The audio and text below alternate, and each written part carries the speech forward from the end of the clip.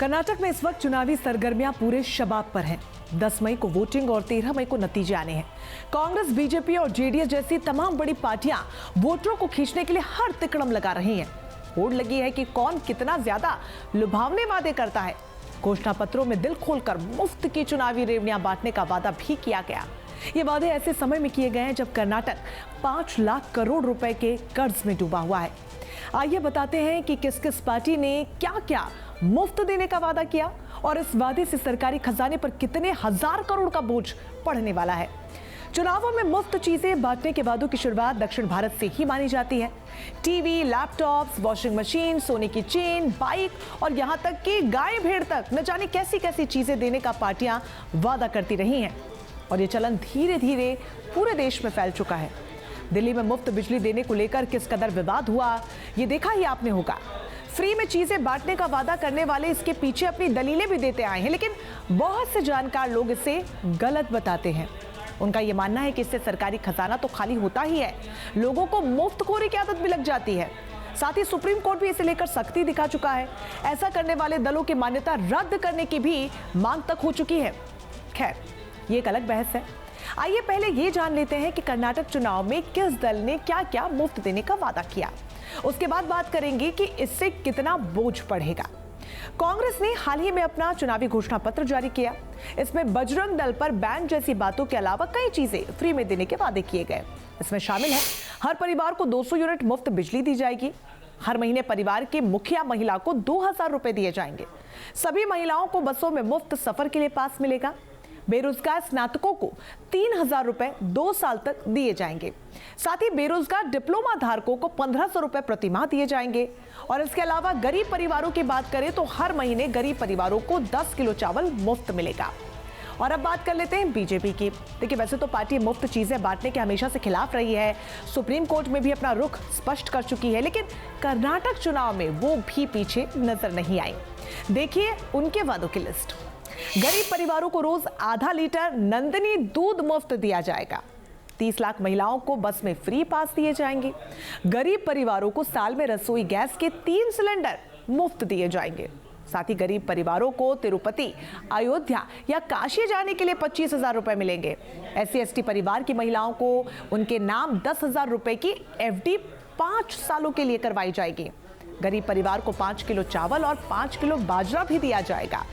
इसके अलावा जेडीएस भी मुफ्त माल के वादे करने में कहीं पीछे नजर नहीं आई। उसके वादों की लिस्ट भी अब आपको दिखा देते हैं। गर्भवती महिलाओं को 6 महीने तक 6,000 रुपए दिए जाएंगे। सभी परिवारों को साल में 5 मुफ्त गैस सिलेंडर दिए जाएंगे। खेती करने वाले युवकों से शादी करने वाली लड़कियों को 2 लाख रुपए मिलेंगे। ऑटो रिक्शा ड्राइवरों और सिक्योरिटी गार्ड्स को 2,000 रुपए महीना अलाउंस दिया जाएगा। साथ ही विधवाओं को 900 रुपए की जगह अब 2500 रुपए हर महीने दिए जाएंगे।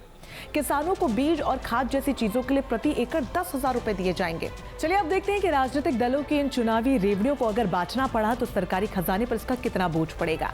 देखिए, कांग्रेस ने बेरोजगार युवाओं और डिप्लोमा होल्डरों को 2 साल तक 3,000 और 1,500 रुपए देने का वादा किया।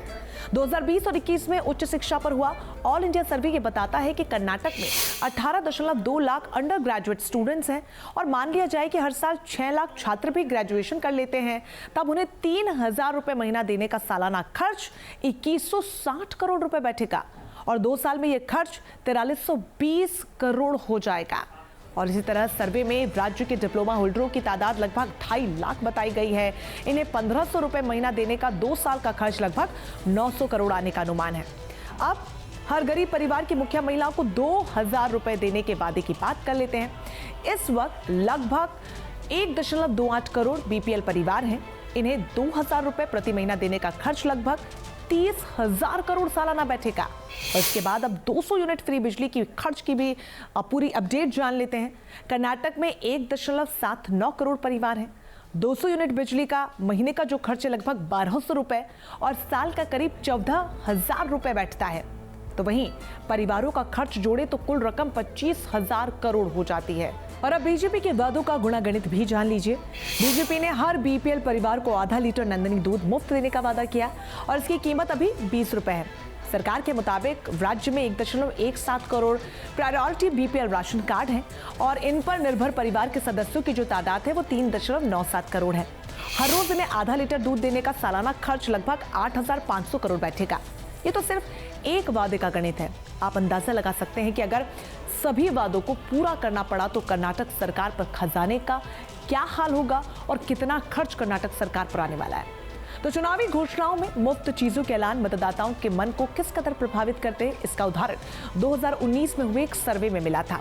एसोसिएशन फॉर डेमोक्रेटिक रिफॉर्म्स ने यह सर्वे लोकसभा चुनाव के दौरान सभी 534 लोकसभा क्षेत्रों में किया था और उसमें दावा यह किया गया कि 40% मतदाता ये मानते हैं कि वो किसे वोट देंगे। ये तय करने में मुफ्त चीजों के वादों की बड़ी भूमिका रहती है।